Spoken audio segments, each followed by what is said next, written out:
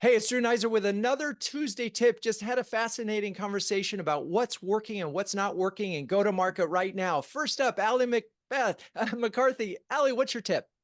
My tip to you today is just to really think first of where your client is and meet them where they're at. And then you can find ways that you can put your brand in front of them in meaningful ways to grow the business, either turn them onto success stories from other clients that look like them, or bring in partners that they need to really grow. So I think it's just taking a step back and really looking at where they're at so that you can go forward from there. I love it. Thank you for that. We had a lot of conversations about getting customers together with a few prospects. JD Dillon from Tigo. JD, what's your tip?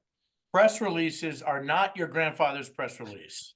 They can be used new and fresh ideas, get customers in them, make them part of a campaign, do a press release about an event. Press releases can be both brand building and demand generation.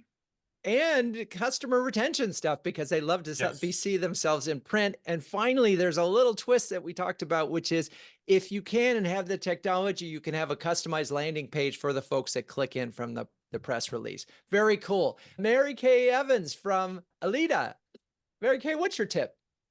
My tip is customer events are working. Speak the same language as your CCO and your CRO. Build events around customer retention, expansion. Dig deep and find out which customers are realizing value and focus on the ones that are not.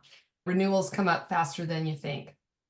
Yeah, and I love that we're solving so many challenges with one stone. We bring the customers together, maybe a couple prospects. We find out what they're using and not using, and in the process of that, they get to bond, particularly if you have multiple seats. So thank you for that tip. That's right. You Okay, say bond, I say they sell each other. they sell each other. Isabelle Papoulias. Isabelle, what's your tip?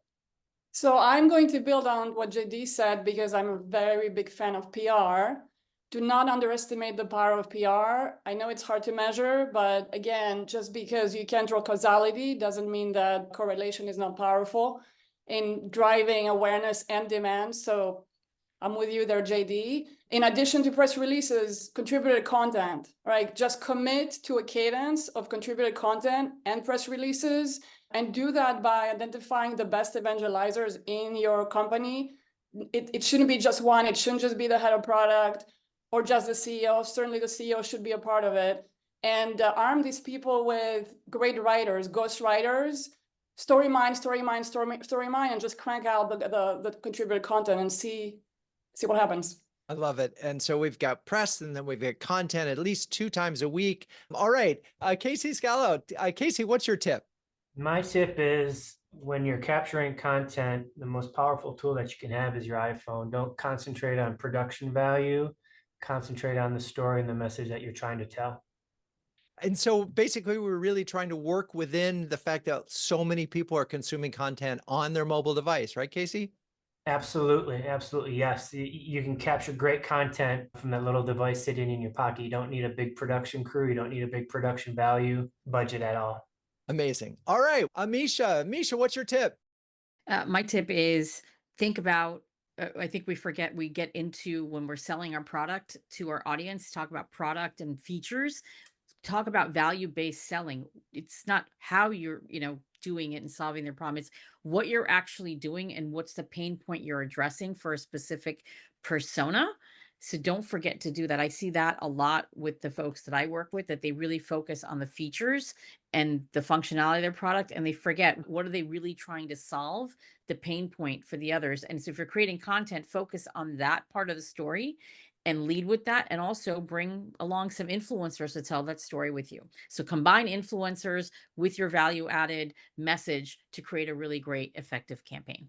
We are not buying flashlights for flashlights. We want the light that they shed. And speaking of light, if you're a B2B CMO who can share, care, and dare with the best of them, do yourself a favor and check out CMOHuddles.com. I'm Drew Neiser, Penguin in Chief. Peace out.